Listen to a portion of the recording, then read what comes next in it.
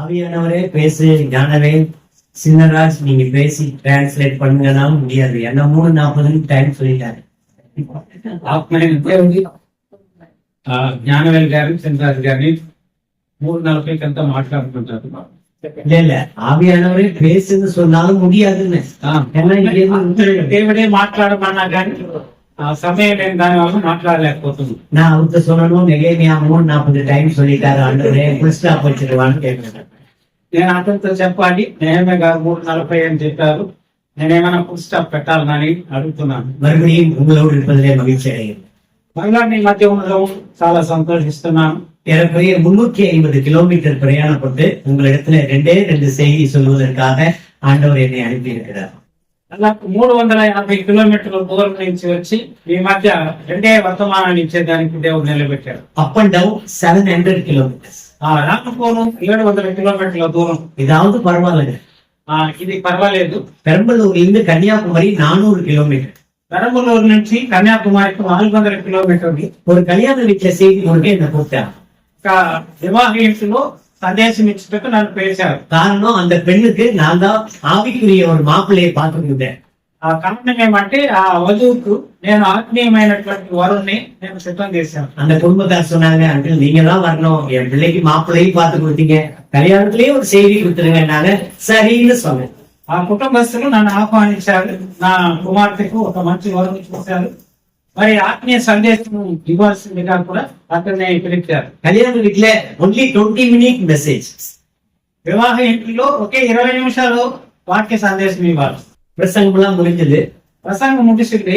Brother பஸ்ல போறீங்களா ట్రైన్లో పోறீங்களா கொண்டு விடமா நாங்க அப்படின்னு கேட்டாங்க. బస్సులో వెళ్తారా, ట్రైన్ లో పోతారా, లేదు మేము తీసుకొని వచ్చి మిమ్మల్ని వదిలిపెట్టారా? 400 plus 400 security 800 kilometers only 20 minutes message. 800 కిలోమీటర్లు ప్రయాణం చేస్తే 20 నిమిషాలు మాత్రమే సందేశం ఇచ్చేదానికి అవకాశం. அதை கணக்கு பண்ணும்போது இது எவ்வளவோ பரவாயில்ல. దాన్ని లెక్కిస్తే ఇది ఎంతో శ్రేష్టంగా భావిస్తుంది. எனவே உங்களோடு இருப்பதில் மகிழ்ச்சியா இருக்கிறேன். మరలా మీతో ఉండడం చాలా సంతోషిస్తున్నాను. நான் ஒரு இந்து குடும்பத்திலிருந்து ரட்சிக்கப்பட்டவன். నేను ఐదవ కుటుంబం నుండి రక్షించబడ్డాను. என்னுடைய பேர் ஞானவேல். నా యొక్క పేరు జ్ఞానవేల్. எங்க அப்பா பேரு மணிவேல். మా నాన్నగారి పేరు మణివేల్. எங்க అమ్மா பேரு అమ్ములు. మా అమ్మగారి పేరు అమ్ములు. என்னோடு கூட பிறந்தவங்க 14 பிள்ளைகள் மட்டுமே. 14. నాతో కూడా పుట్టిన వారు 14 మంది. 14 மட்டுமே. 14 మాత్రమే.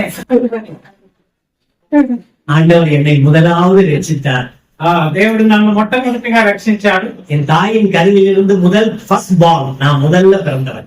నా తల్లి గర్భములో నేను మొట్టమొదటి సంతానం. ஆண்டவர் என்னை ரட்சித்தார். దేవుడు నన్ను రక్షించాడు. எனக்கு நான் ஞானஸ்தானம் பெற்றேன். నేను బాప్తిసం తీసుకున్నాను. முதல் பிரதரன் சபைக்கு தான் நான் போனேன். మొట్టమొదటిగా బ్రదర్ సహవాసానికి వెళ్ళాను. இன்னைக்கு வரைக்கும் பிரதரன்லயே இருப்பேன். ఈ రోజు వరకు కూడా బ్రదర్ లోనే ఉన్నాను. இருக்கிறேன், ఉంటున్నాను, இருப்பேன், ఉంటాను. ஒருவேளை நான் மரணம் அடைந்தால் பிரதரன் பீப்புள் தான் எடுத்து அடக்கம் பண்ணுவார்கள். ఒకవేళ నేను ఈ లోక యాత్రను ముగిస్తే బ్రదర్ పీపులే నన్ను భూస్థాపన చేస్తారు. தவறான உபதேசத்துக்கு எந்த இடத்துக்கும் போக மாட்டேன். ఉపదేశానికి నేను వెన్నడు వెళ్ళను. எனக்கு சம்பளம் கொடுத்து வேலைக்கு வைத்துக் கொள்ள நிறைய பேர் கேட்பார்கள். నాకు జీతం ఇచ్చి పని ఉంచుకునేదానికి చాలా మంది పిలిచారు. சம்பளம் தர்றேன், నీకు జీతం ఇస్తాను, క్వార్టర్స్ தர்றேன், క్వార్టర్స్ ఇస్తాము, பைக் தர்றேன், బైక్ ఇస్తాను, கார் வாங்கி தர்றேன், కార్ ఇస్తాము. நீங்க வர்றீங்களா? మీరు వస్తారా? எங்க சபைக்கு நீங்க ஊழியம் செய்யலாமா? మా సంఘానికి సేవ చేసేదానికి వస్తారా? நான் சொன்ன முடியாது. నేను చెప్పాను కాదు. பெரம்பலூர்ல పెరబలూరులో ஆவிக்குரிய நான் பெற்றெடுத்த பிள்ளைகள் இருக்காங்க. ఆత్మీయంగా నేను కన్న బిడ్డలు ఉన్నారు. ஒரு முறை வெளி நாட்டுக்கு நான் போயிருந்தேன். ఒకసారి నేను విదేశాలకు వెళ్ళి ఉన్నాను. மலேசியா சிங்கப்பூர் நாடுகள்ல போய் கர்த்தருடைய வார்த்தையை அறிவிக்க. మలేషియా, సింగపూర్ దేశాలకు వెళ్ళి దేవుని సువార్త. அவங்க சொன்னாங்க, இன்னும் ஒரு வாரம் உங்க இருந்துட்டு போங்க அப்படின்னு. వాళ్ళు చెప్పినారు ఒక వారం ఇక్కడ ఉండి వెళ్ళండి అని. நான் சொன்னேன், 50 ஆடு அங்க விட்டுட்டு வந்திருக்கேன், போய் மேய்க்கணும் அப்படின்னு சொன்னேன். 50 వరుణ్ణి వదిలిపెట్టేసి ఇచ్చినాను, వాటిని పోయి నేను మేపాలి అని చెప్పాను. வேலை முடிஞ்ச உடனே எங்க வீட்டுக்கு போய் పని ముగిసిన వెంటనే నేను వెళ్ళిపోవాలి. தல சபையோடு தான் இருக்கும். స్థానిక సంఘంతోనే ఉంటాను. வெளியூருக்கு போனா బయట ప్రాంతానికి వెళ్తే என் வாய் நிறைய ருசியா இருக்கும், నా నోటికి మంచి రుచికరమైన భోజనం ఉంటుంది, வயிறு நிறையும், నా కడుపు నిండుతుంది, பாஸ்கெட்டும் நிறையும், నా దోస్తులు కూడా నిండుతుంది. நான் சபை காலியாயிடும். అయితే నా సంఘం ఖాళీ అయిపోతాను. எனவே மேக்சிமம் ஞாயிற்றுக்கிழமை நான் போவதில்லை. సాధ్యమైనంత వరకు ఆదివారం నేను సంఘాన్ని విడిచిపెట్టను. வருஷத்துல ஒரு 3-4 ஞாயிறு போவேன். அவ்வளவுதான். 52 ஞாயிற்றுக்கிழமையில ஒரு 3 அல்லது 4 ஞாயிற்றுக்கிழமை மட்டும் வெளியில போறோம். సంవత్సరంలో ఒక 3-4 పరిశుద్ధ దినాలు ఆదివారాలు మాత్రమే మిస్ చేస్తాను. తగ్గిన వారం అంతా ஞாயிற்றுக்கிழமை 82 వారాలు సంఘంతోనే ఉంటారు. என்ன பார்க்கலன்னா விசுவாசிகள் சோர்ந்து போயிடுவாங்க. నన్ను చూడకపోతే విశ్వాసులు బలహీనపడిపోతారు. விசுவாசிகள் வரும்போதே என் சேர் காலியா இருக்கா ஆளுங்க காத்து பார்த்துட்டே வருவாங்க. విశ్వాసులు నేను కూర్చున్నటువంటి స్థలం ఖాళీగా ఉందా లేదు ఆయన కూర్చున్నాడా అని చూస్తారు. நான் பெத்த பிள்ளைகள் மாதிரி அவங்களை எல்லாம் மேய்ச்சி ஆளாக்கிட்டு வந்தேன். నేను కన్న బిడ్డల మాదిరిగా వారిని అందరినీ పెంచి పెద్ద చేసి వారిని 7 பேர் ஊழியத்துக்கு ஒப்பு கொடுத்து இந்தியாவின் பல இடங்களிலே ஊழியம் செய்தேன். 7 మందిని నేను సువార్థికులుగా చేసి ఇండియాలో ఉన్నటువంటి చాలా ప్రాంతాల్లో పరిచయం చేసేదానికి పంపాను. நான் ஊழியம் செய்வது மட்டுமல்ல, నేను పరిచయం చేయటం మాత్రమే కాదు, புதிய ஆத்துமாக்களை பெற்றெடுப்பது மட்டுமல்ல, కొత్త నూతన ఆత్మలను కనడం మాత్రమే కాదు, பெற்ற பிள்ளைகளை வளர்த்து ஆளாக்கி விட வேண்டியது பெரிய வேலை. కన్న బిడ్డలని పెంచి పెద్ద చేయడం అనేది పెద్ద పని. சுவிசேஷம் சொன்னா ரட்சிக்கப்படுவாங்க, సువార్తను ప్రకటిస్తే రక్షించబడతారు, சபைக்கு வந்துருவாங்க. సంఘానికి వస్తారు. யார் அவங்களுக்கு சொல்லிக் கொடுக்கணும்? ఎవరు వారికి చెప్పి, யார் அவர்களை மேய்ப்பது? ఎవరు వారిని కాచేది, யார் அவர்களை உயர்த்துவது?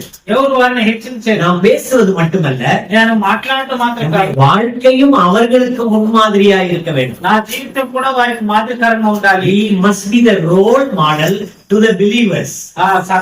విశ్వాసులకు మాదిరికరంగా నేను జీవించాలి. We must be the role model to the next generation. వచ్చే రాబోయే తరానికి కూడా నేను మాదిరిగా ఉండాల్సిందే. எனவே அப்படிப்பட்ட நிலையிலே ஆண்டவர் என்னை வழிநடத்தி வருகிறார். అలాంటి పరిస్థితుల్లో దేవుడు నన్ను నడిపిస్తున్నాడు. நான் யாருக்கும் அப்ளிகேஷனை போட்டதோ அப்பீல் போட்டதோ கிடையாது. నేను ఎవరికి దరఖాస్తు చేసుకోలేదు, ఎవరికి కూడా ప్రాధేయపడలేదు. Pray for me அப்படின்னு சொன்னதே கிடையாது. ప్రే ఫార్ మీ, నా కోసం ప్రార్థన చేయండి అని నేను ఎవరికి అడుక్కోలేదు. நான் ஜெபம் பண்ண கேட்க மாட்டாரா? నేను ప్రార్థన చేస్తే వినను. கேட்பாரா கேட்க மாட்டாரா?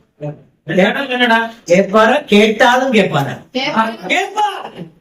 அதனால நான் ஜெபம் பண்ணுவேன். వింటాడు కాబట్టి నేను ప్రార్థన చేస్తాను. Pray என்ற வார்த்தையை நான் மற்றவர்களுக்கு சொல்லிக் கொடுப்பேன். ప్రార్థన చేయండి అనేది నేను ఇతరులకు నేర్పిస్తాను. நான் எதற்காக ஜெபம் பண்ணுங்கள் என்று சொன்னால் அவர்கள் என்ன செய்வார்கள்? 4 எழுத்து PRAY 6 வெளியே எடுத்துருவாங்க. నేను ప్రార్థన చేయమంటే PRAY అనే దాంట్లో ఒక అక్షరం తీసేస్తారు. 6 லெட்டர் வெளியே எடுத்துருவாங்க. అనే అక్షరాన్ని వారు బయట తీసేస్తారు. அப்போ நீங்க டீச்சர் தானே, சொல்லுங்க என்ன எனக்கு கொடுங்கன்னு அர்த்தம். நான் அதை செய்வது. ప్రే అనే మాటలో అనే అక్షరాన్ని తీసేస్తారు, ప్రే అని వస్తుంది. నేను ఆ పని చేయను. ஆண்டவரை நோக்கி பார்ப்பேன். దేవుని நோக்கி பார்ப்பேன். దేవుని ఎదురు చూస్తాను. முழங்கால் படியிடுவேன். మోకరిస్తాను. கண்ணீரோடு ஜெபம் பண்ணுவேன். కన్నీటితో ప్రార్థన. ஆண்டவர் பதில் தருவார். దేవుడు సమాధానం. He is so great. మీరు గొప్ప దేవుడు. அதை நான் அனுபவிக்கிறேன். నేను అనుభవిస్తున్నాను. சபையில் இன்னைக்கு அநேகர் இங்கே உட்கார்ந்து இருக்கிறீர்கள். సంఘంలో అనేక మంది కూర్చుని ఉన్నారు. பொறுப்புள்ளவர்கள். మీరు బాధ్యత కలిగిన వారు. சபையில சில பொறுப்புகள் உங்களுக்கு இருக்கிறது. సంఘంలో చాలా బాధ్యతలు మీకు ఉన్నాయి. குடும்பத்திலே சில பொறுப்பு இருக்கிறது. కుటుంబాల్లో బాధ్యతలు ఉంది. சபையிலே சில பொறுப்பு இருக்கு. సంఘంలో కూడా బాధ్యతలు ఉంది. மேய்ப்பர் என்கிற வார்த்தையை தான் இப்பொழுது நான் படிக்க போகிறேன். కాపర్లు అనే మాటను నేను ధ్యానం చేయబోతున్నాను. மேய்ப்பர் என்றால் என்ன இருக்க வேண்டும்? కాపరికి ఏముండాలి? என்ன இருக்க வேண்டும்? ఏముండాలి? ஆடுகள் இருக்க வேண்டும். కాపరికి గొర్రె ఉండాలి. ஆடுனாலே மேய்ப்பர் என்று சொல்ல முடியுமா? గొర్రె లేని వ్యక్తిని కాపరి అని చెప్పగలము. இந்த மின்சார வேலை செய்கிறவனை எலக்ட்ரிஷியன் என்று சொல்லுவோம்.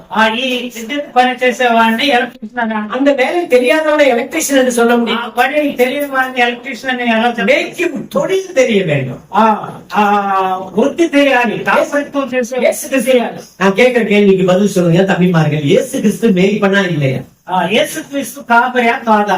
அவரே மேய்ப்பன், நல்ல மேய்ப்பன். ఆయన మంచి కాపరి. அவரே சொன்னார், I am the good shepherd. నేను మంచి కాపరి. நல்ல மேய்ப்பன். నేను మంచి కాపరి. மேய்க்கிறவனுக்கு என்ன வேலை? ఆ కాపరికి ఏం పని? ஆடு மேய்க்கிறவனுக்கு என்ன வேலை? ఆ గొర్రెలు కాసేవానికి ஆடு மேய்க்கிறவனை 2ஆக பிரிக்கலாம். గొర్రెలు కాసేవాడిని 2గా విభజించవచ్చు. இந்த மேய்க்கிறதுக்கு பேர் ஆங்கிலத்துல பாஸ்டர் என்று பெயர். ఈ మేపే పనిని ఇంగ్లీష్ లో పాస్టర్ అంటారు. PASTURE பாஸ்டர் என்று பெயர். PASTURE pastor. அதிலிருந்து வந்த வார்த்தை தான் பாஸ்டர் என்ற வார்த்தை. అందులో గ్రహింపబడిందే పాస్టర్. உங்களுக்கு எத்தனை பேர் பாஸ்டர்? మీరు ఎంతమంది పాస్టర్లు కావాలి? கூப்பிடுறதுக்காக பாஸ்டரா இருக்கக்கூடாது. పిలిచేదానికి పాస్టర్లు కావాలి. வாங்க பாஸ்டர், உட்காருங்க பாஸ்டர், కూర్చోండి தண்ணி குடிங்க பாஸ்டர், నీళ్ళు తాగండి పాస్టర్, தசம பாகம் வாங்கிக்கங்க பாஸ்டர். దశమ భాగం తీసుకోండి పాస్టర్. பாஸ்டர் என்ன வேலை செய்யணும் పాస్టర్ ఏం పని చేయాలి அது தெரிய வேண்டும். అది తెలుసుకోవాలి. பாஸ்டருடைய வேலை என்ன, పాస్టర్ యొక్క పని இந்த ఏంటి, மேய்ப்பனுடைய வேலை என்ன, ఈ కాపరి పని ఏంటి, இந்த ஆட்டுக்கு முன்னேறி போகும். ఈ గొర్రెలకు ముందుగా వెళ్ళాలి. நல்ல கவனிங்க, బాగా వినండి. அவன் கையில 2 உருப்படி வைத்திருப்பான். చేతిలో 2 వస్తువులు పెట్టుకొని ఉంటాడు. ஒன்று கோல், ఒకటి కర్ర, இரண்டாவது தடி. ఇంకొకటి దండము. கோல், కర్ర ஸ்டிக், பெரிய பெரிய கோலாக இருக்கும் அது. పెద్ద కర్రగా ఉండాలి. அந்த கோல் இருக்க வேண்டும், కర్ర ఉండాలి. தடி இருக்க வேண்டும். దండం ఉండాలి. இந்த கோல் எதற்கு, ఈ కర్ర దేనికి, இலை தலை பறிச்சு போடுவது. ఆకులన్నీ తుంచివేసేదానికి. தடி எதற்கு, ఈ దండము దేనికి, ஓனாய் நரி கரடி வந்தால் அடிச்சு விரட்டுவது. దుష్ట మృగాలు వస్తే వాటిని అన్నిటిని సరివేదానికి. துஷ்ட மிருகம் வந்தால் விரட்டுவது. దుష్ట మృగాలు వస్తే వాటిని 2 அவனுக்கு இருக்க வேண்டும். 2 వంటతో ఉండాలి. சங்கீதத்துல படிக்கிறமே, కీర్తనలో మనం చదువుతున్నామే, உமது கோலும் உமது தடியும் என்னை தேற்றும். ఈ కర్రని దండము నన్ను కాయమని. நம்ம இடத்துல வைத்திருக்க வேண்டும். మన దగ్గర 2 వస్తువులు ஒன்று ఉన్నాయి. கோல் இருக்க வேண்டும். ఒకటి కర్ర ఉండాలి. எதற்கு, దేనికి, ஆட்டுக்கு ஆகாரம். గొర్రెకి మేత మేత కోసం. ஒரு பொறுப்புள்ளவர்கள் மேய்ப்பர்கள் வேதத்தை சரியாய் அறிந்து ஆடுகளுக்கு ஏற்ற வசனம் ஆகாரம் கொடுக்க கற்றுக்கொள்ள வேண்டும். కాపరులకి గొర్రెలకి ఎలాంటి ఆహారం ఇవ్వాలో అది దైవ గ్రంథం నుండి నేర్చుకోవాలి. கர்ச்சிக்கிற சிங்கம் போல வருகிறவனை தாக்குவதற்கு ஜெபம் தடி இருக்க வேண்டும். గర్జించు సింహం వలి వచ్చే అపవాదిని ఎదుర్కొనేదానికి చేతిలో దండం ఉండాలి. அப்ப ஜெபம் வேண்டும், ప్రార్థన కావాలి, தேவ வசனம் வேண்டும். దేవుని వాక్యం కావాలి. அது மேய்ப்பனுடைய வேலை. అది కాపరి యొక్క పని. அடுத்தது తర్వాత சாப்பிட்டுருச்சு, మేతను இடத்துல பறிச்சு போட்டாச்சு, చేసిన தண்ணி இருக்கிற இடத்துக்கு கூட்டிட்டு போகும். నీటి దారులు ఎంత నడిపించాలి, அது தண்ணி குடிக்கணும். అది నీళ్లు తాకాలి. இல்லன்னா தாகம் வந்து செத்து போயிடும். దాహంలో చనిపోవాలి. தண்ணி எங்க குடிக்கும், నీళ్లు ఎక్కడ తాగాలి, அதுலயும் 2 இடம் இருக்கு. అది 2 చోట్ల ఉంది. ஒன்று நீர் வீழ்ச்சி, నీటి కాలువలు, வாட்டர் ஃபால்ஸ், నీటి கொட்டும் அருவி, నీటి జాలులో வாட்டர் ஃபால்ஸ், వాటర్ ఫాల్స్, அங்கிருந்து கொட்டும். అక్కడి నుంచి నీరు அங்க போய் ஆள் தண்ணி குடிக்க முடியாது. అక్కడ ప్రవహించే నీటిలో అది తాగలేదు. ஏன், ఎందుకో இறைச்சல் இருக்கும், అక్కడ శబ్దం వస్తుంది, வெறும் சத்தம். ఎక్కువ శబ్దం వస్తుంది. ஆடு பிடிக்காது, అక్కడ గొర్రెలు నీళ్లు తాగలేదు. தண்ணி மெதுவா ஓடி இருக்கும். నీరు ప్రవహించే அங்க போய் தண்ணி குடிக்கும். అక్కడ పోయి నీరు తాగుతారు. அமர்ந்த தண்ணீர் எண்ணெயில் என்னை நடத்துகிறார். నీటి కాలువలో ఎవరు ఆయన கர்த்தர் மேய்ப்பராய் இருக்கிறார். యెహోవా నా కాపరి, அவன் தாழ்ச்சி அடையே, నాకు లేని గర్వం, அவர் என்னை புல்லுள்ள இடங்களில் மேய்த்து పరిశుద్ధాల చోట్ల அமர்ந்த தண்ணீர், அது என்ன அமர்ந்த தண்ணீர், నీటి కాలువలో ఎవరన్నా నడిపిస్తున్నాడు. அவன் சைலண்டா ஓடிட்டு இருக்கு. నెమ్మదిగా నీరు ప్రవహిస్తాడు. மழை இருக்காது, అక్కడ అలం లేదు, இறைச்சல் இருக்காது. అక్కడ శబ్దం లేదు. அந்த மாதிரி ஆடுகளை நடத்தணும். అలాంటి గొర్రెలు కాయాలి. எனவே అందును బట్టి மேய்ப்பன் என்ன செய்யணும், కాపరి ఏం చేయాలి, சபையில மேய்ப்பன் என்ன செய்யணும், సంఘం యొక్క కాపరి ఏం చేయాలి. ஆடுகள்ல வித்தியாசம் இருக்கு. గొర్రెల్లో వ్యత్యాసం ఉంది. நல்ல வளர்த்த ஆடுகள், బాగా ఎదిగినటువంటి గొర్రెలు ఉంటాయి, குட்டி ஆடுகள், చిన్న గొర్రె ఉంటాయి, குட்டி போட்ட ஆடுகள். పాలించేటటువంటిది எல்லா ஆட்டையும் எப்படி ஒரே மாதிரி நடத்துறது, అన్నింటినీ ఎలా నడిపించేది. அப்பதான் குட்டி போட்டிருக்கும் ஒரு ஆடு. అప్పుడే ప్రసవించినటువంటి గొర్రె அந்த ஆடு என்ன செய்யறது, దాన్ని ఏం చేయాలి, கையில குச்சி வச்சு ஹை ஹை ஹை அப்படி நடத்தி விட முடியுமா, కర్ర తీసుకొని వాటిని முடியாது. குட்டி அதை நடக்க முடியாது. చిన్న గొర్రెలు அப்ப என்ன செய்யணும், ఏం చేయాలి, அப்படியே தூக்கி దాన్ని ఎత్తుకోవాలి. கவனிக்கணும். நான் ஆட்டை மட்டும் சொல்லல, சபையில பொறுப்புள்ளவர்களை சொல்லிக் கொண்டிருக்கிறேன். గమనించాలి, ఇది గొర్రెలు మాత్రమే కాదు, సంఘములో బాధ్యత వహించేటటువంటి சபையில பொறுப்புள்ளவர்கள் இயேசு கிறிஸ்துவை போல மேய்ப்பனாய் இருக்க வேண்டும். సంఘములో కాపరులుగా ఉన్న వారు యేసుక్రీస్తును పోలి వారు కాయాలి. யோவான் సువిశేషం యోహాను సువార్త 10వ అధ్యాయం 10వ అధ్యాయం 11, 12 వాసిக்கலாமா, 11, 12, 11 and 12, 11 and 12, 11, 12. యోహాను సువార్త chapter 10 10వ అధ్యాయం verse 11 and 12. 11, 12 వచనాలు చదువుతాం. గొర్రెలకు మంచి కాపరి గొర్రెల కొరకు తన ప్రాణం పెట్టును. జీతగాడు గొర్రెలు కాపరి కాదు, కనుక గొర్రెలు తనవి కానందున తోడేలు వచ్చట చూచి గొర్రెలను విడిచిపెట్టి పారిపోవును. తోడేలు ఆ గొర్రెలను పట్టి చెదరగొట్టును. చెత్తగాడే కనుక గొర్రెలను గురించి లక్ష్యం చేయక పారిపోవును. வாசிச்சாச்சா? புரிஞ்சிச்சா? మీకు అర్థమైందా? அர்த்தம் புரியுதா? అర్థమైందా మీకు? வேலைக்கு அந்த மேய்க்கிறவங்க 2 பேர் இருக்காங்க. ఇక్కడ మేపేవారు ఇద్దరు ఉన్నారు. சொந்தமா ஆடு மேய்க்கிறோம், తన సొంత గొర్రెలను మేపేవాడు. கூலிக்கு மேய்க்கிறோம். ఇక్కడ కూలికి మేపేవాడు. எத்தனை ஆடு போகுது? ఎన్ని ஒரு ஆட்டுக்கு எவ்வளவு பணம்? ఒక గొర్రెకి ఎంత డబ్బులు, மாசம் எவ்வளவு ரூபா? నెలకి ఎంత జీతం. ஆடு குட்டி போட்டா எனக்கு கொஞ்சம் உனக்கு கொஞ்சம். గొర్రెలు పిల్లలు పెట్టినప్పుడు నాకు సగం నీకు సగం. ஏதாவது நரியோ நாயோ காத்து ஓடிடலாம். ఏదైనా దుష్టమృగం వస్తే పారిపోతాడు. அவன் உயிர் அவனுக்கு முக்கியம். తన ప్రాణం తనకు ముఖ్యం. அவன் ஆடு பணம் போயிட்டு போகுது. గొర్రెలు పోతే పోనీ, அது கூலிக்கு வேலை செய்யும். అది కూలికి మేపేవాడు. ஒரிஜினல் மேய்ப்பன் வேற. సొంతగాడే. கவனிங்க, சபையில பொறுப்புள்ளவர்கள் எப்படி இருக்கணும்? సంఘములో బాధ్యత కలిగిన వాడు ఎలా ஆடுகளை எப்படி பராமரிக்கணும்? గొర్రెలను ఎలా పరామర్శించాలి, எப்படி நடத்தணும்? ఎలా నడిపించాలి. நாம் நடத்துறோமா? మనం నడిపిస్తున్నాం. சரியா நடத்துறோமா? సరిగ్గా నడిపిస్తున్నాం. ஆடு மாறி நடத்துறோமா? గొర్రెల వల్ల నడిపిస్తున్నాం. ஆண்டவர் இயேசு கிறிஸ்து எப்படி நடத்தினார்? ప్రభువైన యేసుక్రీస్తు వారు ఎలా నడిపించారు? தேவாலயத்துக்கு போனார், దేవాలయానికి వెళ్ళాడు, தன்னுடைய சீசர்களை சொல்லிக் கொடுத்தார். తన శిష్యులకు చెప్పించారు. சில சீசர்கள் முரட்டு சீசர்கள்.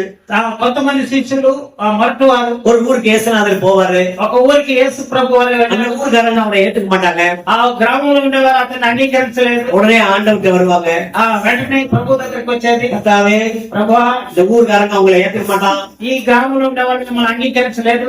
வானத்துல இருந்து நெருப்பு வச்சு அடிச்சிடலாமா? ఆకాశం నుండి నిప్పు రాచేసి మీరు నశింపజేద్దామా? அடிச்சிடலாமா? నశింపజేద్దామా? ஒரே பாட்டு காலத்துல அப்படிலாம் நடந்திருக்குல்ல. ஓல்ட் டெஸ்டமென்ட் பீரியட் పాత నిబంధన కాలంలో అలా జరిగింది. அழிச்சிடலாமா? నశింపజేద్దామా? ஆண்டவர் என்ன சொன்னாரு? దేవుడు ఏం చెప్పాడు? என்ன ஆவி உங்கள்ட்ட இருக்கு? ఏ ఆత్మ నీలో அழிக்கிற ஆவி. నశింపజేసే ఆత్మ నీ దగ్గర. இன்னொரு இடத்துல சின்ன பிள்ளைங்களா இயேசுநாதர்கிட்ட வந்தாங்க. మరొక చోట చిన్న బిడ్డలు சீசர்கள் சொன்னாங்க, శిష్యులు చెప్పారు, வராது, రావద్దు, அவர் பெரியவர், ఆయన గొప్పవాడు, அவர் கடவுள், ఆయన దేవుడు, வராது, రాకూడదు, நீ வேண்டாம், நீ வேண்டாம், நீ வேண்டாம், నువ్వు రావద్దు தடை செஞ்சார். అని ఆటంకపరిచాడు. தடை செய்தார். ఆటంకపరిచాడు. ஆண்டவர் என்ன சொன்னாரு? దేవుడు ఏం చెప్పాడు? சிறு பிள்ளைகள் என்னிடத்திற்கு வர చిన్న బిడ్డ தடை செய்யாதீர்கள், தடை செய்யாதீர்கள், பரலோகராஜ்யம் அப்படிப்பட்டதுன்னு சொல்லி கொடுங்க. ఆటంకము చేయకూడదు, పరలోక రాజ్యం వారిది అని చెప్పాడు. சில சமயம் மௌத்த சீசர்கள் இருப்பாங்க, కొన్ని సందర్భాల్లో మొదటి శిష్యులు ఉంటారు, சில சமயம் பேதையான சீசர்கள் இருப்பாங்க, మరి కొన్ని చోట్ల ரொம்ப innocent. ఏదో తెలియనటువంటి శిష్యులు, பேதையான சீசர்கள் இருப்பாங்க. తెలియని శిష్యులు ఉంటారు. சபை நடத்துகிறவர்கள் எப்படி இருக்க வேண்டும்? సంఘం నడిపించిన వాళ్ళు ఎలా? ஆண்டவர் இயேசு கிறிஸ்துவுடைய சுபாவம் உடையவர்களா இருக்க வேண்டும். ప్రభు అయిన యేసుక్రీస్తు వారి స్వభావం కలిగిన వారుగా ఉండాలి. ஆண்டவர் சீசர்களை திட்டினார், యేసు ప్రభు వారి శిష్యుల్ని గట్టి தேவாலயத்தில் போய் திட்டினார், దేవాలయంలో గద్దించాడు. என் வீட்டை வியாபார வீடாக்காதீர்கள், నా గృహమును వ్యాపారీలుగా మార్చవద్దు, என் வீட்டை வியாபார வீடாக்காதீர்கள். వ్యాపారీలుగా ஏன் சொன்னாரு? ఎందుకు చెప్పాడు? காசுக்காரர்களை விரட்டி அடிக்கிறார். అక్కడ ఉన్న వారందరినీ కూడా తరిమిస్తున్నారు. காசுக்காரர்கள் காசு எக்ஸ்சேஞ்ச் மணி எக்ஸ்சேஞ்ச் பண்றாங்க. రోకలు మార్చే వారిని తరిమాడు. நல்லவேளை எனக்கு கொஞ்சம் கொஞ்சம் தெரிஞ்சு தெரியும், எனக்கு தெரியல, ஆவியானவருக்கு தெரியல. He is the God of all the languages. உடனே மவனே அங்க பாருங்க, டக்குன்னு பார்க்க வேண்டியது. சரி, ஸ்தோத்திரம் இல்ல. நல்லா கவனிச்சீங்களா?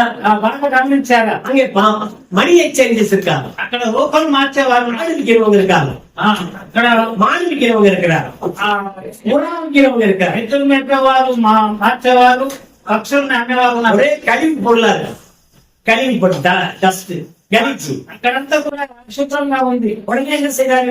వెంటనే ఏం చెప్పాడు? கைத்தினால சவுக்கம் உண்டு பண்றாரு. అతను జాతి తీసుకుంటున్నాడు, అందరినీ కూడా తరుపుతున్నాడు, கண்டிக்கிறார், అక్కడ దండిస్తున్నాడు, சிக்கிறார், శిక్షిస్తున్నాడు, ஆறுதல் படுத்துகிறார், ఆదరిస్తున్నాడు, தேற்றுகிறார். వారిని ఓదార్స్తున్నాడు. சில வீட்டுல போய் அவங்களும் அழுவார், కొన్ని ఇళ్ళకి వెళ్ళి ఆయన ఏడ్చాడు. பெத்தானியாவிலே బెతానియా லாசரு மரித்து போனார். లాజరు చనిపోయినప్పుడు அவங்க இயேசு கண்ணீர் விட்டாருன்னு படிக்கிறோம். యేసు కన్నీరు విడిచాడు. என்ன விசுவாசம் இல்லாம இருக்காங்களேன்னு கண்ணீர் விடுறான். ఎందుకు విశ్వాసం లేకుండా ఉన్నారని కన్నీరు విడిచాడు. இயேசு கிறிஸ்து அழுகணுமா? యేసుక్రీస్తు ఏడవాలనా? அவசியமா? అంత అవసరం இல்லையே. లేదే. ஏன்? ఎందుకు? சாவு வீட்டுக்கு போறாரு, கல்யாண வீட்டுக்கு போறாரு, துக்க வீட்டுக்கு போறாரு, வியாதி புஸ்தர் வீட்டுக்கு போறாரு. அவனுடைய பிரயோஜனம் அப்படிதான். ఆయన ప్రయాణం అలాగా ఉంది. ரொம்ப சிம்பிளா நித்திய அப்போஸ்தலனால அதை கட்சாரு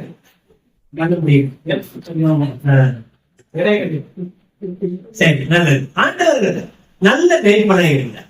దేవుడు మంచి కాపరిగా ఉన్నాడు. சபையின் பொறுப்பாளர்களும் நல்ல மேய்ப்பர்களாக இருக்க வேண்டும். సంఘ కాపరులు కూడా మంచి కాపరులు ఉండాలి. நீங்க சில பேர் இங்க ஊழியக்காரங்க இருக்கலாம், ఇక్కడ కొంతమంది సేవకులు ఉండవచ్చు, மூப்பர்கள் இருக்கலாம், పెన్షన్ ఉండవచ్చు, அடுத்து உதவிக்காரங்க இருக்கலாம். వారికి సహాయకులు ఉండొచ్చు. அவங்களுக்கு மட்டும் அல்ல பொறுப்பு. వారికి మాత్రమే కాదు. என்ன கவனிங்க, నన్ను గమనించండి. ஊழியர் வைஃபும் அதுல பங்கு வகிக்கணும். సంఘ పెద్ద యొక్క సేవకుని యొక్క భార్య కూడా పని తీసుకోవాలి. மூப்பர்களுடைய மனைவி அதுல பங்கு வகிக்கணும். సంఘ పెద్ద భార్య కూడా బాధ్యత తీసుకోవాలి. உதவிக்காரனுடைய மனைவி அதுல பங்கு வகிக்கணும். సహాయకురాలి యొక్క వారి భార్యలు కూడా పాల్గొనాలి. ஒருவேளை நீங்கள் சுவிசேஷகனா இருக்கலாம், ఒకవేళ మీరు సువార్థికులుగా ఉండవచ్చు, சுவிசேஷகனுடைய மனைவியும் அதை பங்கு வகிக்கணும். సువార్థికుని భార్య కూడా పారిభాగస్తులు కావాలి. ஒரு వచనం நான் சொல்லுகிறேன். ఒక వాక్యాన్ని చదువుతున్నాను. பிலிப்பு என்கிற மனுஷனுடைய வாழ்க்கையை பாருங்கள். ఫిలిప్పు అనే వ్యక్తి యొక్క జీవితాన్ని మనం చూస్తున్నాం. அப்போஸ்தலர் நடபடிகள் అపోస్తల కార్యాలు 21వ அதிகாரம் 21వ అధ్యాయం 8வது వచనం. 8వ వచనాన్ని మనం చదువుకుందాం. ఎనిమిది. బయలుదేరి ఆ. కైసరికి వచ్చి ఉమ్. ఏడుగురులో ఒకడును ఉమ్. సువార్థికుడైన ఫిలిప్పు ఇంట ప్రవేశించి ఉమ్. అతనితో ఉంటుంది. ఉమ్.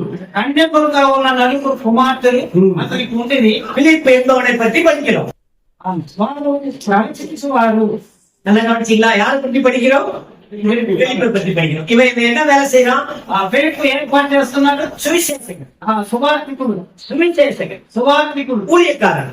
దేవుని సేవకుడు. பவுலும் அவனை சேர்ந்தவர்களும் பிலிப்பி வீட்டுக்கு வர்றாங்க. పౌలు అతనికి అతనితో కూడా ఉన్నవారు ఫిలిప్పు ఇంట ప్రవేశించి எவ்வளவு நாள் தங்கியிருந்தாங்க? ఎంతకాలం వారి ఇంట్లో ఉన్నారు. தங்கியிருந்தா என்ன வேணும்? అక్కడ వారు ఉంటే ఏం కావాలి వారికి? நல்லா கவனிங்க. బాగా గమనించండి. பிலிப்பு, அவன் மனைவி, అతని భార్య, 4 பொம்பளை பிள்ளைங்க. నలుగురు కుమార్తెలు. இந்த வீட்டுக்கு பவுலும் அவனை சேர்ந்தவர்களும் போறாங்க. పౌలు అతనితో కూడా ఉన్నవారు వెళ్తున్నారు. 10వ వచనం படிங்க. 10వ వచనం చదువుతున్నాను. మేము అనేక దినములు அநேக தினம் அங்க இருந்திருக்காங்க. అనేక దినాలు దినాలు. நல்லா கவனிக்கிறீங்களா? பெண்கள் கவனிங்க தயவு செய்து. தங்கச்சி, సహోదరులు బాగా గమనించండి. நீங்க சிரிச்சீங்கன்னா என்ன அர்த்தம் தெரியுமா? நான் சரியா சொல்லலைன்னு. మీరు నవ్వుతూ ఉంటే கவனிங்க. చెప్పలేదు. நீங்க கொஞ்சம் கவனிச்சீங்கன்னா நான் தமிழ்நாட்டுக்கு போய் சொல்லுவேன். ஆந்திர பிரதேசத்துல செந்தூருக்கு பக்கத்துல முக்குளத்தூர்னு ஒரு ஊர்ல கர்த்தருடைய பிள்ளைங்க எல்லாம் வசனம் அழகா கேட்கிறாங்கன்னு சொல்லுவேன். మీరు గమనించినట్లయితే నేను వెళ్ళి ముప్పల్పూర్ గ్రామస్తులు బాగా వాక్యాన్ని విన్నారని చెప్పగలను. வேடிக்கை பாக்குற இடம் இது இல்ல, ఇది వేడుక చూసే சிரிக்கிற இடம் இது இல்ல, నవ్వే స్థలం అంత మాత్రం కాదు. கண்ணீரோடு தியானிக்கிற இடம். కన్యకతో ధ్యానించే సమయం. பிலிப்பு, அவன் மனைவி, అతని భార్య, 4 பொம்பளை பிள்ளைங்க, నలుగురు కుమార్తెలు, நல்ல குடும்பம், మంచి కుటుంబం. 4 பொம்பளை பிள்ளைகளையும் தீர்க்க தரிசனம் சொல்ற மாதிரி வளர்த்திருக்கிறான். నలుగురు కుమార్తెలను కూడా ప్రవచించే వారిగా పెంచాడు. பவுலும் அவனை சேர்ந்தவர்களும் போறாங்க. పౌలు అతని సహచరులు అక్కడ அந்த வீட்டுல தங்குறாங்க. ఆ ఇంటిలో నివసిస్తున్నారు. கவனிங்க, எத்தனை நாள் தங்கி இருந்தாங்க? ఎన్ని రోజులు? அநேக நாள். అనేక நாள் சொல்லப்படல. கவனிங்க, ஒரு வாரமா இருக்கலாம், ఒక వారంగా 2 வாரமா இருக்கலாம், 2 వారాలు தெரியல எனக்கு. నాకు తెలియదు. காலையில அவங்களுக்கு சாப்பாடு கொடுக்கணும், ఉదయం వారికి மதிய சாப்பாடு கொடுக்கணும், మధ్యాహ్నం ராத்திரி சாப்பாடு கொடுக்கணும். రాత్రికి பவுலை சேர்ந்தவர்கள் வந்திருக்காங்க. పౌరులకు సంబంధించిన వాళ్ళు చలిపు ఫిలిప్పు వారిని பிலிப்பு மனைவி விரட்டி விடல. ఫిలిప్పు భార్య వారిని పంపలేదు. பிலிப்பு மனைவி விரட்டி விடல. ఫిలిప్పు భార్య వారిని வீட்டை ஏத்துக்கிறாங்க, వారిని అంగీకరించారు. வாழ் செய்கிறாங்க, వారికి சாப்பாடு கொடுக்குறாங்க, சாப்பாடு கொடுக்குறாங்க, ఇస్తున్నారు, தண்ணீர் கொடுக்குறாங்க, నీరు ఇస్తున్నారు, இளைப்பாற இடம் கொடுக்குறாங்க. వారికి విశ్రాంతి తీసుకునే సమయం ఇస్తున్నారు. யாரு உதவியா இருக்கிறா? ఎవరు వారికి సహాయం பிலிப்பு மட்டுமல்ல, ఫిలిప్పు మాత్రమే కాదు, பிலிப்பு குடும்பமும் உதவியா இருக்கிறது. కుటుంబము కూడా సహకరిస్తున్నారు. மூப்பர்கள் குடும்பம் எப்படி, ప్రజల యొక్క కుటుంబం ఎలా, ஊழியர்கள் குடும்பம் எப்படி, నివాసితుల కుటుంబం ఎలా, உதவிக்காரர்கள் குடும்பம் எப்படி, సహాయకుల కుటుంబం ఎలా, வர்றவங்களை நேசிக்கிறோமா, வர்றவங்க நேசிக்கிறவங்க వారు ప్రేమిస్తున్నారు, அவங்களுக்கு உதவியா இருக்கிறோமா. వారికి సహాయకులుగా ఉన్నామా. எனக்கு தெரிஞ்ச ஒரு ஊழியக்காரர் இருக்கிறார். నాకు తెలిసిన సువార్తికులు ఉన్నారు. அவர் மனைவிக்கு అతని భార్యకు யாராவது வீட்டுக்கு வந்தா கோபம் கடுக்கடுக்கடுக்கடுன்னு வந்து ఎవరైనా ఇంటికి వస్తే కోపం వచ్చేస్తారు.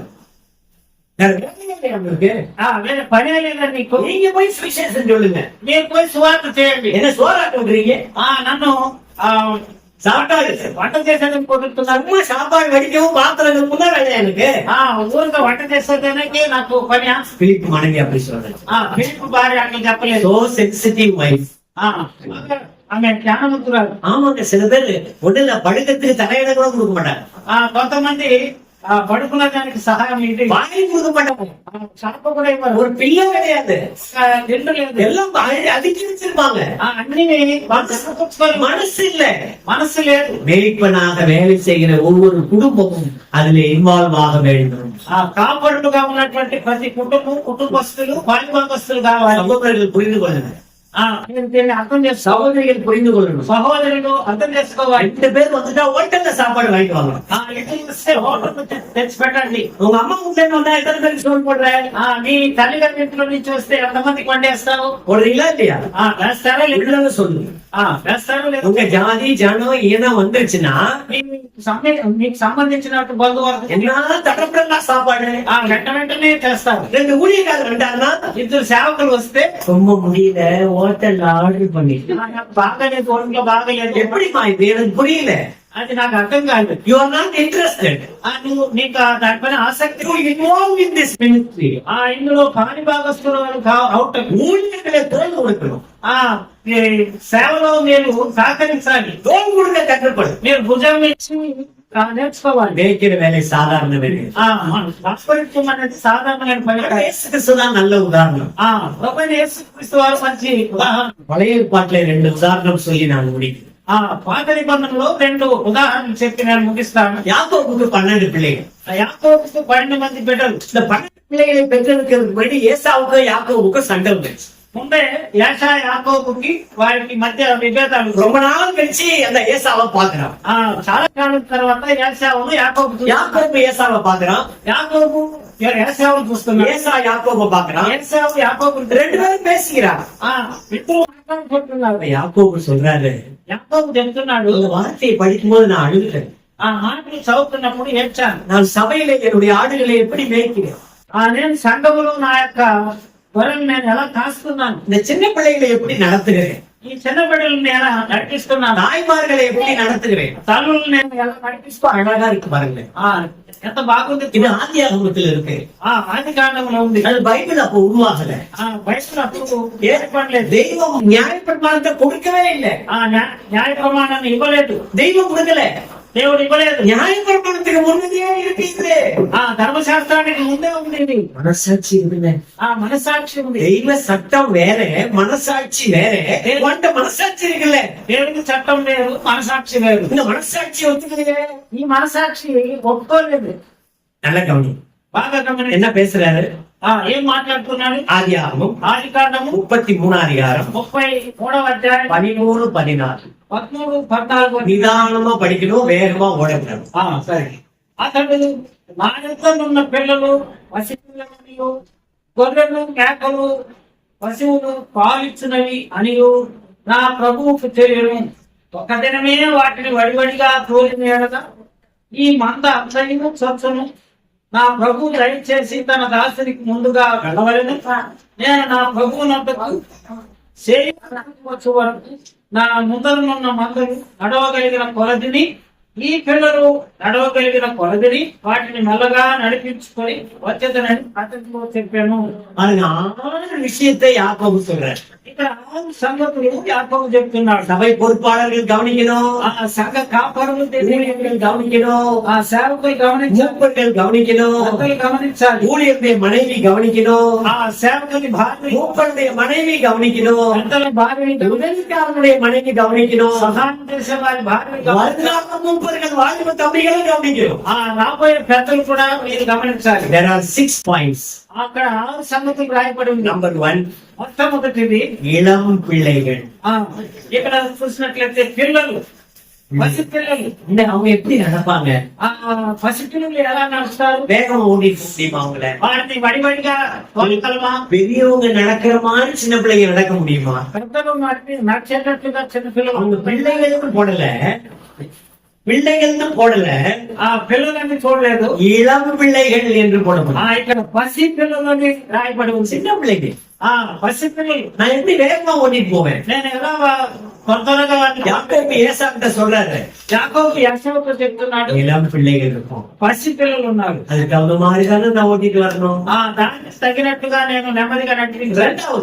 రెండవదిగా கறவையான ஆடு மாடுகள், பால் கறக்கக்கூடிய, పాలిచ్చినవి అని చెప్పాడు. பால் கறக்கிற ஆடு மாடு, పాలిచ్చినవి అని చెప్తున్నా. பால் கறந்து முடிஞ்சோன ஆடு சோர்ந்து போயிரு. పాలు పిండిన తర్వాత అది సోలిపోతుంది. மாடு பால் கறந்துச்சுன்னா சோர்ந்து போயிரு. ఆవు పాలు పిండిన తర్వాత అది సోలిపోతుంది. ஏன்னா அதோட பிளட், దాని రక్తం, நாட்டோட பிளட் தான் அது. అంటే ఆ యొక్క పసి యొక్క రక్తం అది. பெண்களும் அப்படிதான், స్త్రీ కూడా అంటే பால் குடிச்சாங்கன்னா சோர்ந்து போயிடுவாங்க. పాలు ఇచ్చిన తర్వాత వాడు ஏன்னா அந்த mothers milk is equal to blood.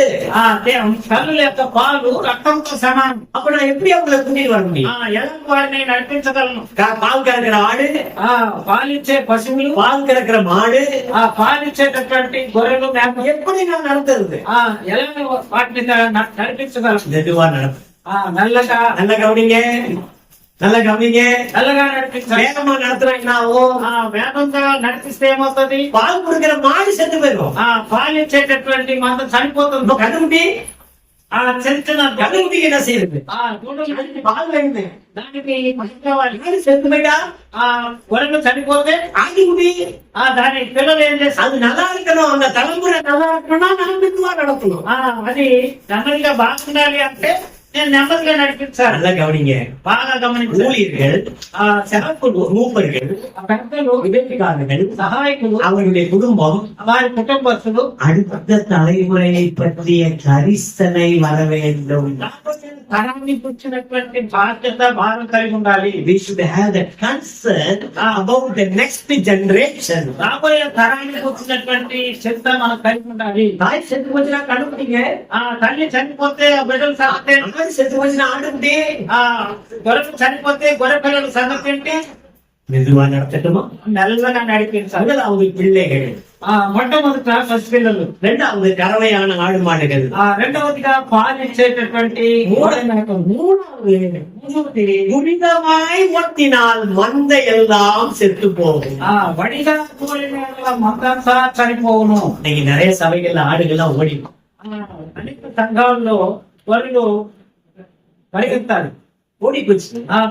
బయట వెళ్ళిపోయింది. வேற சபையை பார்த்து ஓடி இருக்கு. సంఘాన్ని చూసి వెళ్ళిపోయింది. ஏன் ஓடிச்சு? ఎందుకు? நீ ஒழுங்கா சாப்பாடு கொடுக்கல, నువ్వు సరిగా తిండి పెట్టలేదు, நீ நல்லா கவனிக்கல, నువ్వు బాగా గమనించలేదు, நீ எதுல கவனமா இருக்க? నువ్వు దేని మీద గమనంగా ఉన్నావు, எதுல கவனமா இருக்க?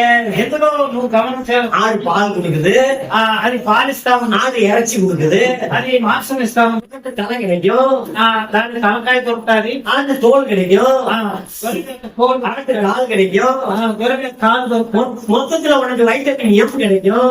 మొత్తం మీద అతనికి డబ్బులు దొరుకుతుంది. நான் வைட்டமின் எம் தானே சொல்றேன். வைட்டமின் எம்னா மணின்னு பிரதர் தெரிஞ்சு வச்சிருக்காரு. எல்லாரும் இப்படி தெரிஞ்சு வச்சா அவ்வளவு நல்லா இருக்கும். வைட்டமின் எம் கிடைக்கும், డబ్బులు దొరుకుతుంది. அவங்களுடைய எண்ணத்துல எங்க இருக்கு? ఆయన తలంపంతా ఎక్కడ ఉంది? இறைச்சி, మాంసం, பாலு, పాలు, தோல், తోలు, அப்புறம் வைட்டமின் எம். తర్వాత డబ్బులు. இதுதான்.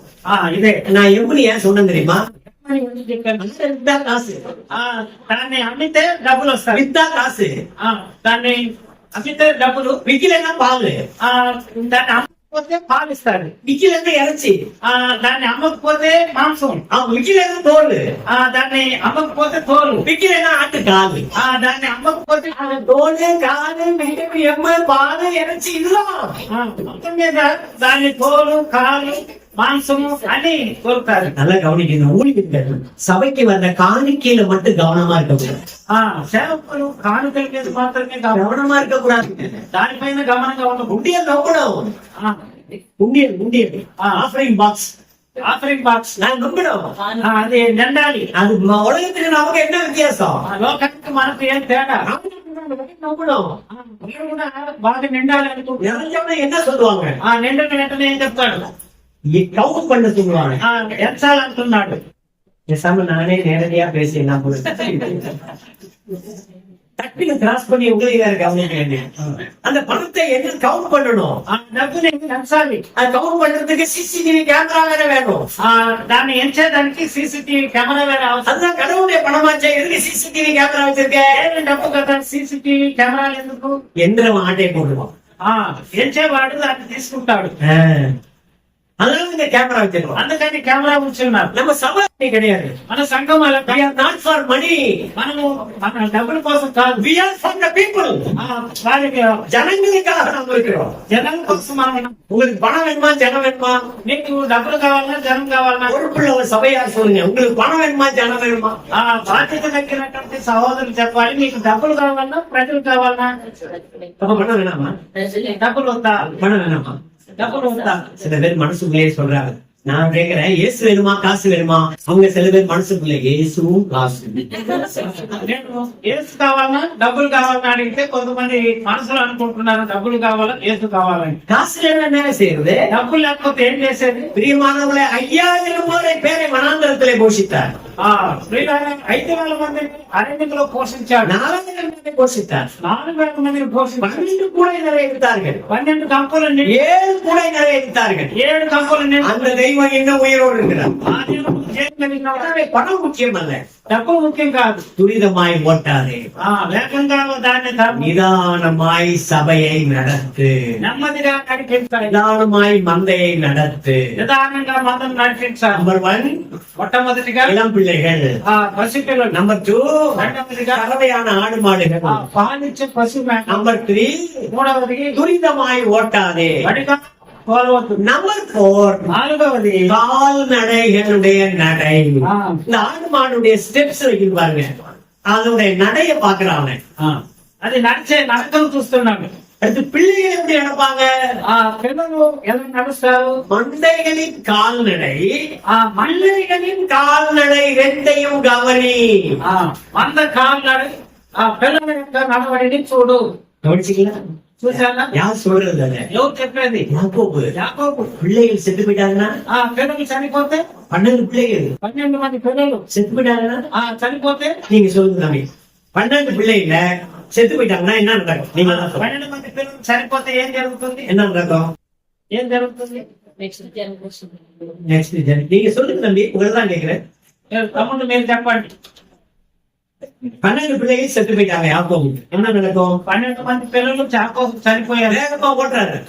వడిగా వారిని ஆடு செத்து போச்சு, ஆடு செத்து போச்சு, గొర్రెలు చనిపోయింది. மாடு செத்து போச்சு, ఆవు చనిపోయింది. பிள்ளைகள் செத்து போச்சு, పిల్లలు చనిపోయారు. யாக்கோபு மட்டும் உயிரோடு இருக்கான். యాకోబు మాత్రం என்ன நடக்கும்? ఏం జరుగుతుంది? தம்பி சொல்ல தெரியலையா? சொல்லுங்க, இப்படி கை பண்ணி காட்டுங்க. ఏం జరుగుతుంది? தங்கச்சி நீ சொல்லுங்க, என்ன நடக்கும்? நீ சொல்லுப்பா. வம்சாவளி வராது. அப்புறம் மூப்பர்கள் ஒயிட் ஃபிளாக் உட்கார்ந்து பாருங்க, விஐபி மாதிரி. சொல்லுங்க. పెద్దల భార్యలు ఉన్నారు అక్కడ, మీరు చెప్పండి. ஜெனரேஷன் போயிடும், அடுத்த தலைமுறை வராது. அப்புறம் நான் சொல்றேன் பாருங்க, ஏசு கிறிஸ்து வந்திருக்க மாட்டேன். இயேசு கிறிஸ்து சிங்கம் இயேசு கிறிஸ்து வர வேண்டும் என்றால் அந்த பிள்ளைகள் எல்லாம் மெதுவாய் நடத்தப்பட வேண்டும்.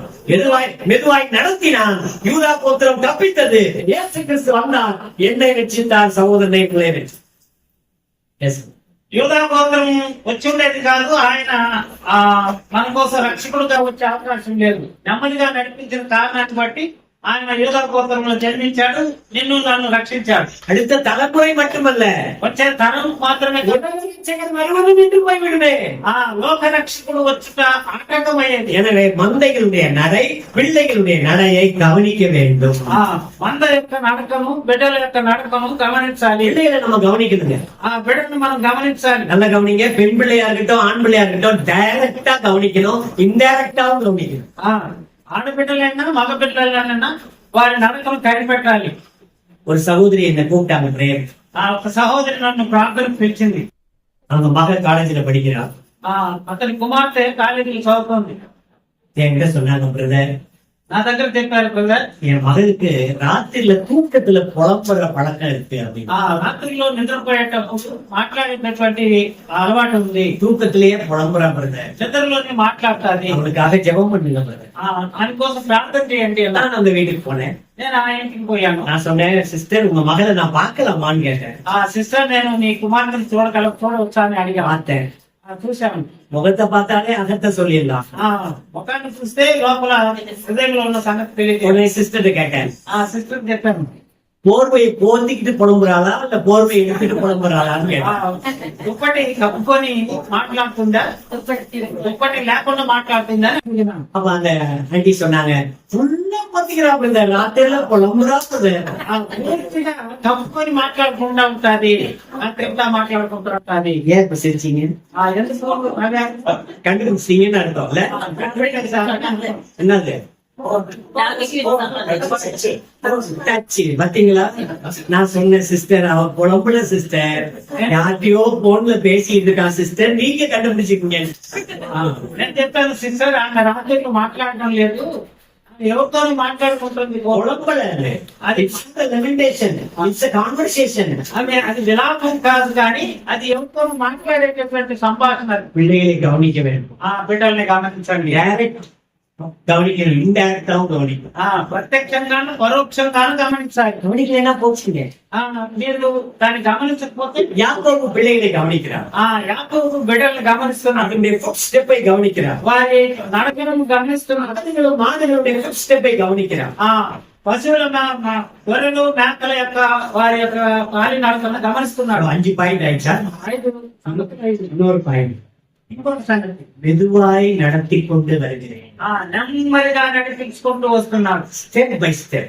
మెల్లగా నడిపించుకొని వస్తున్నాడు. பிள்ளைகள் என்ன நினைப்பாங்க, பெற்றோர்கள் நல்ல சாப்பாடு கொடுத்து இப்பயே கொழுமொழுன்னு ஆக்கிடணும்னு நினைப்பாங்க. బాగా ఆహారం పెట్టి వారిని వెంటనే బాగా పుష్టిగా పెంచాలనుకుంటున్నారు. வளரட்டுமே, నెమ్మదిగా நிதானமா పెరగాలి. நிதானமா வளரட்டும்.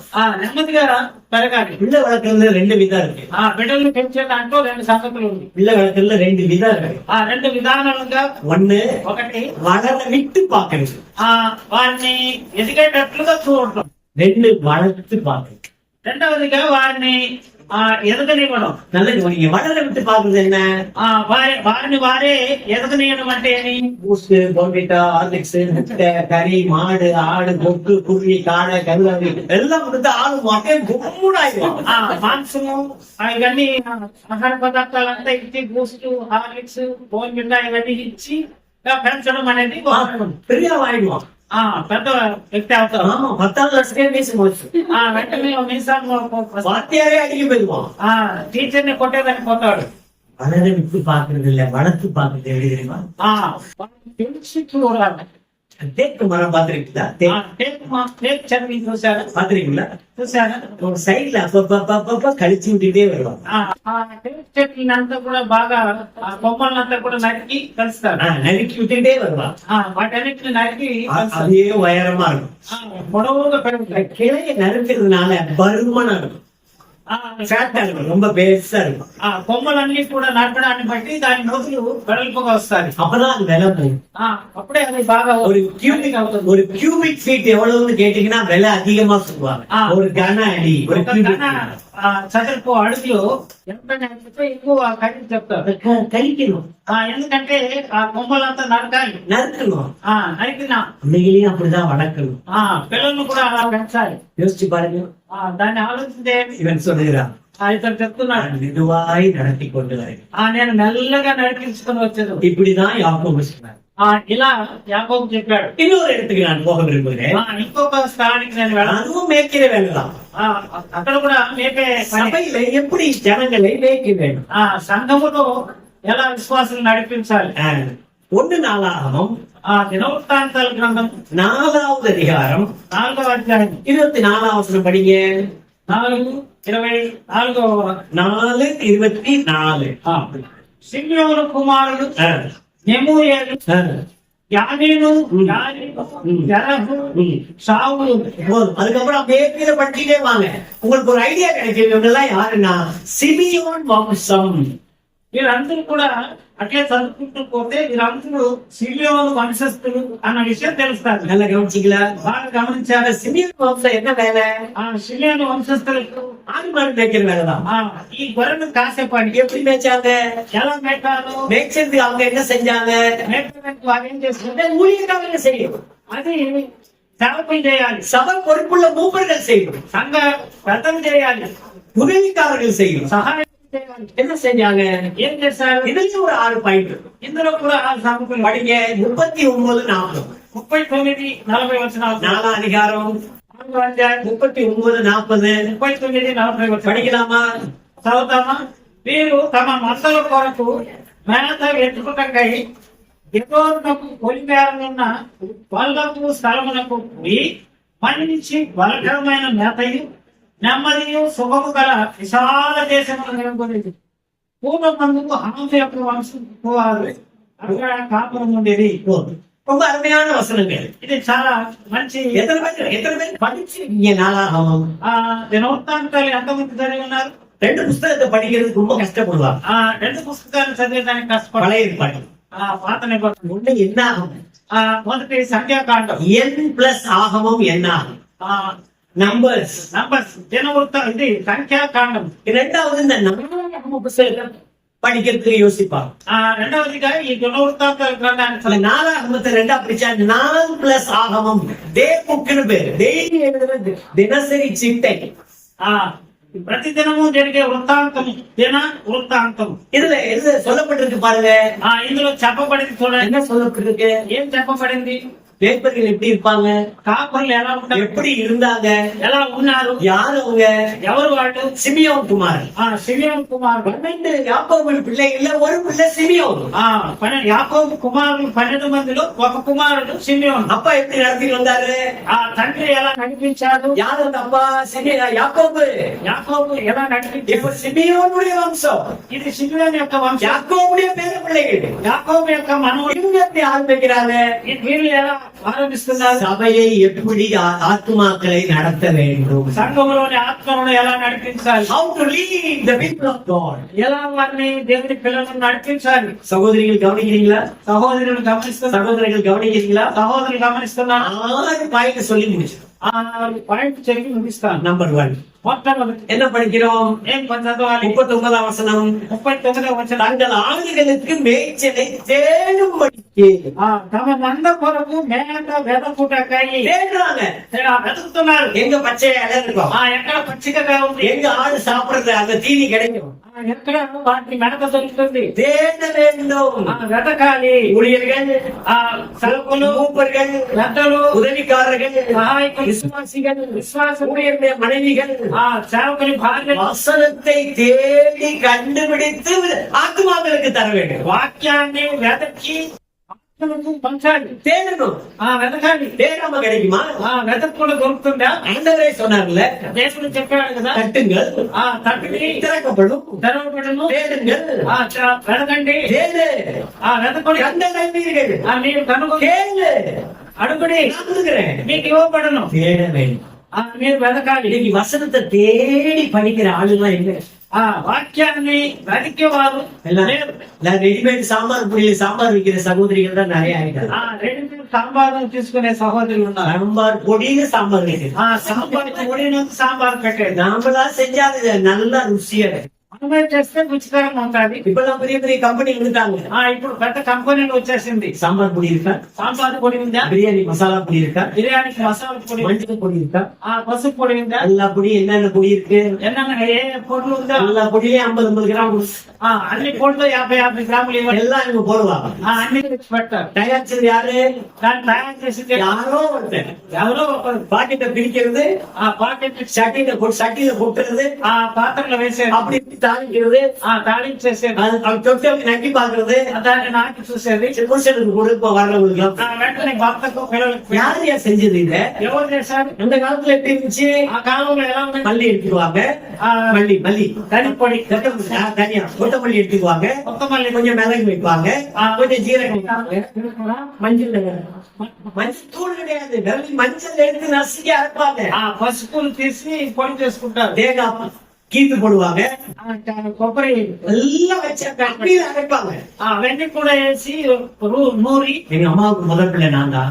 మా అమ్మకు నేను మొదటి సంతానం. எங்க அம்மாவோட சட்னி அரைக்கணும்னு என்கிட்ட சொல்லுவாங்க, கண்ணாடே இந்த தேங்காய் சட்னி அரைச்சிடுறாமா.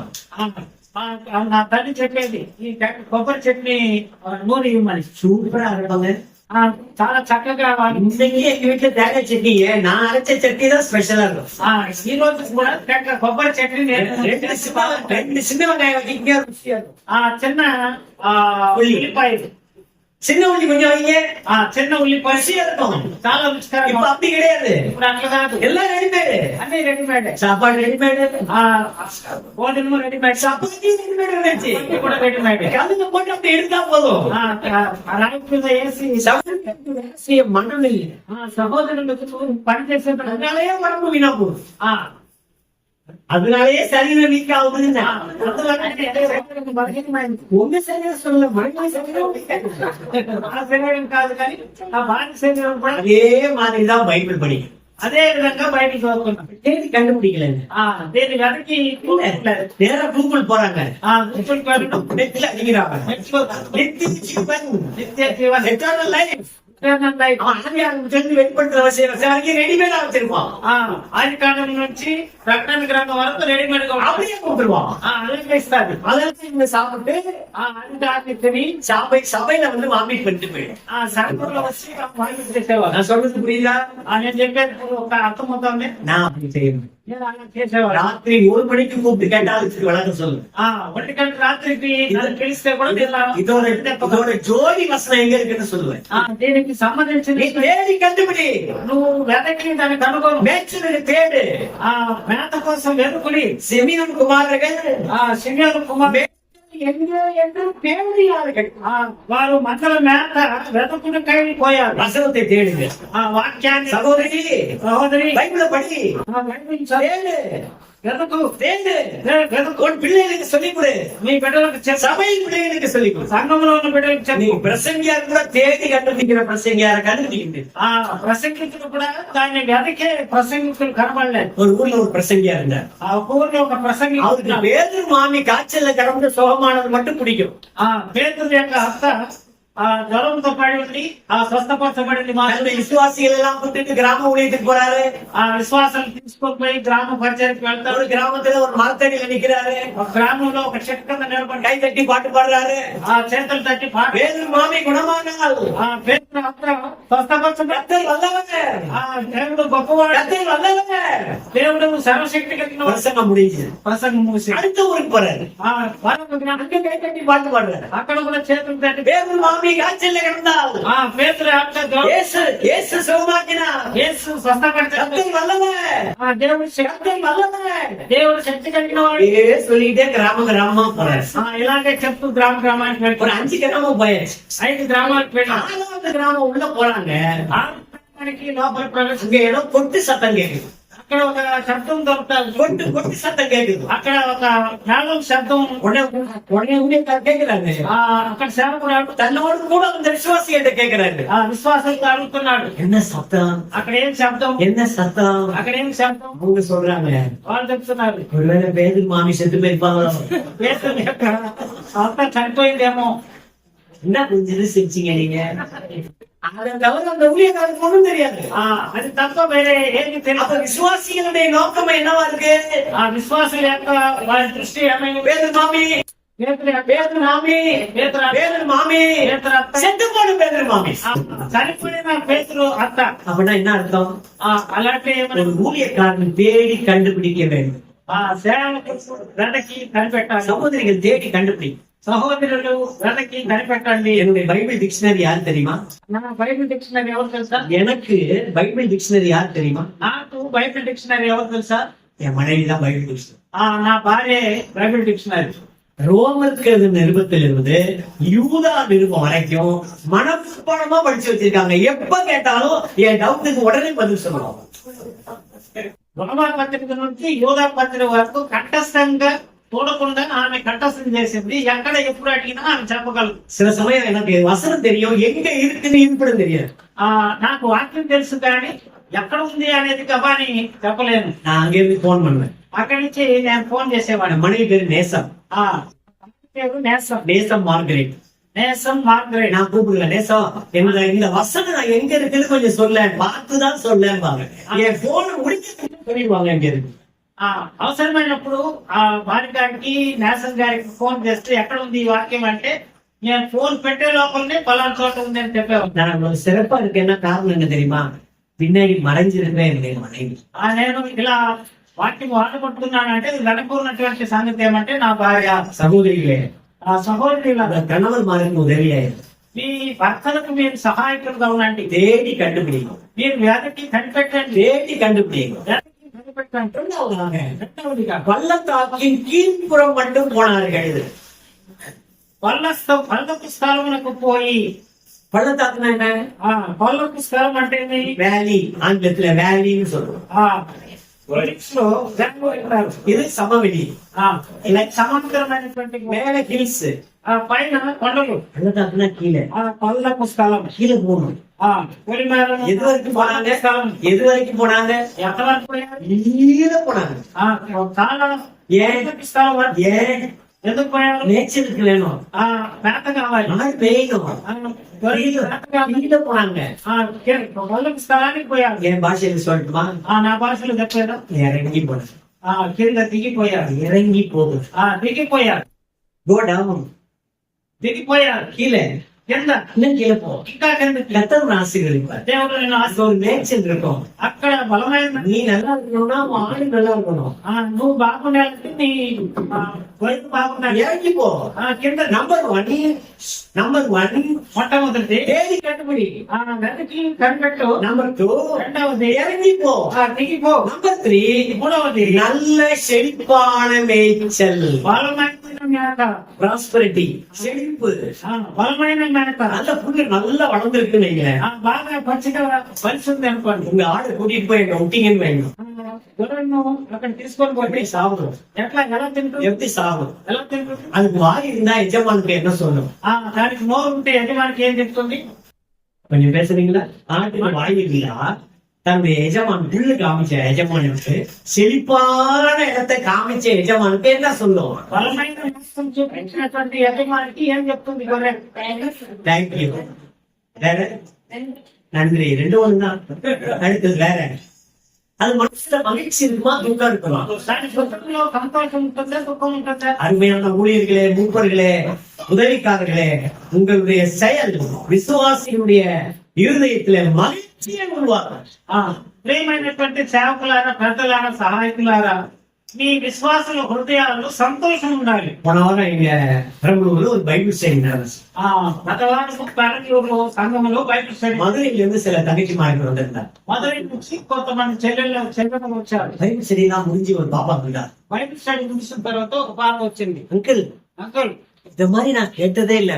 ఈ மாதிரி నేను విన్నే లేదే. ஆச்சரியமா இருக்கு அங்கிள். ఆశ్చర్యంగా ఉంది. இதெல்லாம் எத்தனை முறை படிச்சிருக்கேன் அங்கிள். ఇది చాలా సార్లు నేను చదివి ఉన్నాను.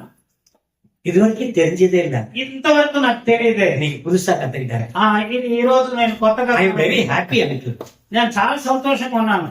சகோதரனே, సహోదరుడా, பெரிய சகோதரி, ప్రియ సహోదరి, உங்க சபைக்கு செழிப்பான மேய்ச்சல் தர்றீங்களா? మీ సంఘానికి బలమైన మేత ఇస్తారా? சில பேர் பண்ண பிரசங்கத்தையே பண்ணிட்டு இருப்பாங்க. కొంతమంది చేసిన ప్రసంగానే చేస్తుంటారు. கதையெல்லாம் சொல்லக்கூடாது. కథ చెప్పకూడదు. பிராக்டிக்கலா பேசு. ప్రాక్టికల్ గా మాట్లాడాలి. நம்பர் 1 మొట్టమొదటి தேடி கண்டுபிடிக்கணும்.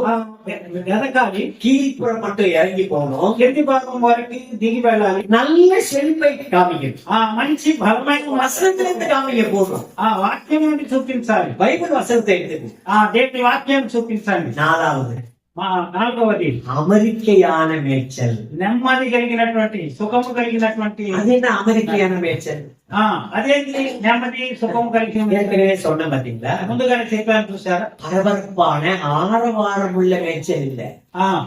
అది బలమైన మేత, నెమ్మదిగా సుఖంగా ఉండేటటువంటి మేత.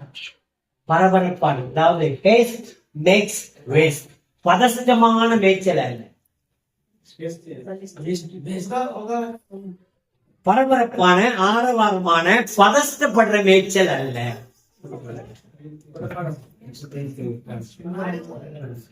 ஆரவாரம் இல்லப்பா, ஆரவாரம். ஒரே சத்தமா கிடக்கு.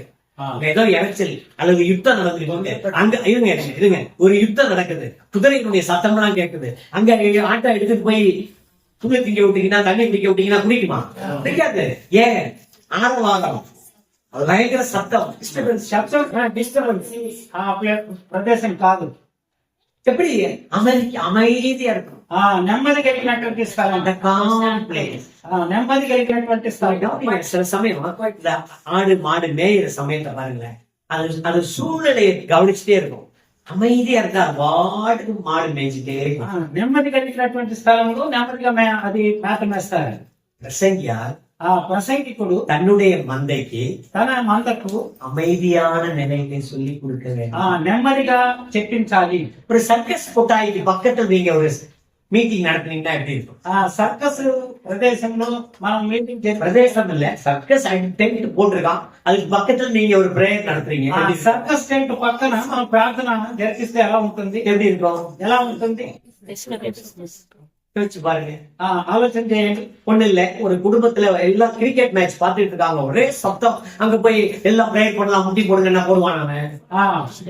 క్రికెట్ మ్యాచ్ చూస్తున్నటువంటి కుటుంబంలో పోయి ప్రార్థన చేయాలంటే చేస్తారా? புரியுது அவங்களுக்கு? இப்போ నీకు అర్థం? ஆடுகள் எங்க அழைச்சிருக்கோம்?